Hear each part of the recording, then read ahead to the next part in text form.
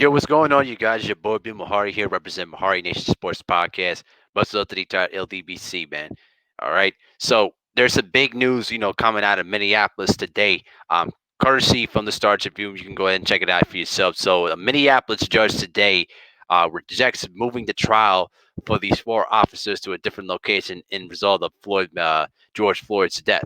So according to the Star Tribune, a judge on Thursday rejected defense request to move the trial of the four former Minneapolis police officers charged in George Floyd's death and ordered that all four officers will be tried together instead of separately.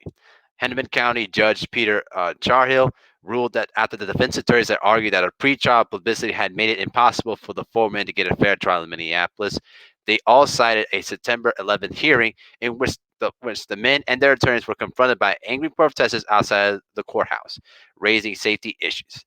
Defense lawyers argued that witnesses could be intimidated and jurors could be affected by the chain of events from an outside crowd. But the Minneapolis judge said that he was not convinced of moving the trial would improve security, and that he believes that a jury can be protected from outside influences. The article also continues by also stating that no corner of the state of Minnesota has been shielded from the pre-trial publicity that is regarded in death of George Floyd.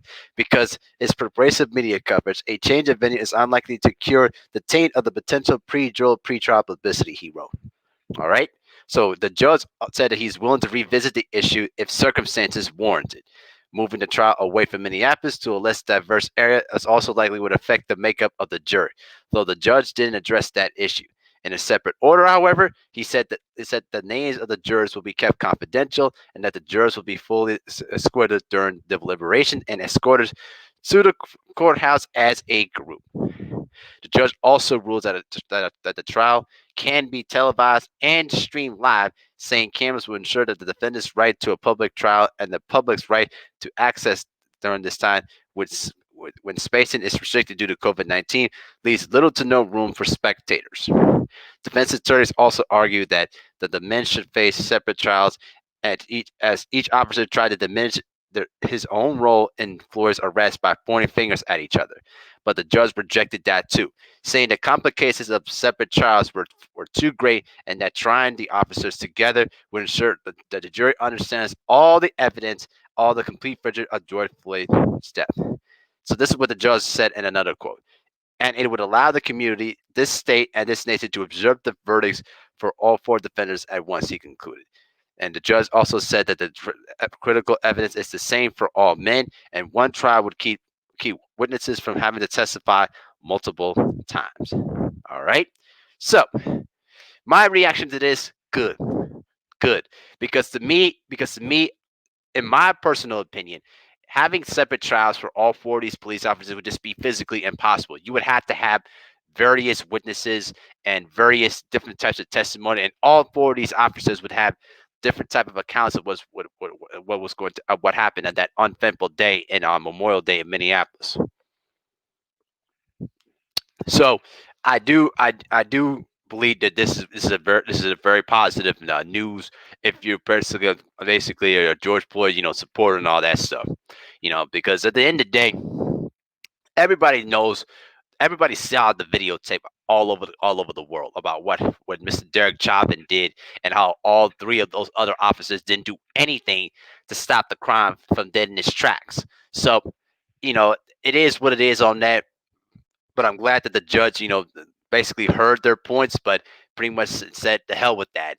You're still going to be tried. All 40 officers are going to be tried together because they were pretty much complicit together in the crime. So it would make no sense to try all four of them separately, knowing that the fact that they were just going to pretty much turn on each other and they would just give out different types of testimony and different type of stories, and they would just make the trial a complete mess. So the fact is that the judge is pretty much gonna keep this consistent and keep all four of them together and have all four of them tried together at the same time. But does it mean it's gonna guarantee a guilty verdict? It does not mean that way. All right. So we're just gonna have to wait and see that the trial is gonna be taking place next year. So it's not gonna happen for pretty much for a while. And also changing venues is just like a huge public. It would just make a complete mess out of everything, because even if you change the venues to, let's say, St. Paul or Edina or anywhere else, people people across the state saw the tape. It's like you cannot tell me that you can find 8 different jurors that pretty much saw that tape and pretty much recounted the events of what happened. So it's I don't know, man. It just no way that they were going to disprove their case. So, it just is what it is. But we'll see what happens when the trial does start and how this unfolds. I do believe that justice will prevail in this, but it's not a guarantee. But I'm glad to see that the judge, pretty much said we're going to try them all 4 at the same time. So that's pretty much my 2 cents. Let me know what you guys think in the comment section below.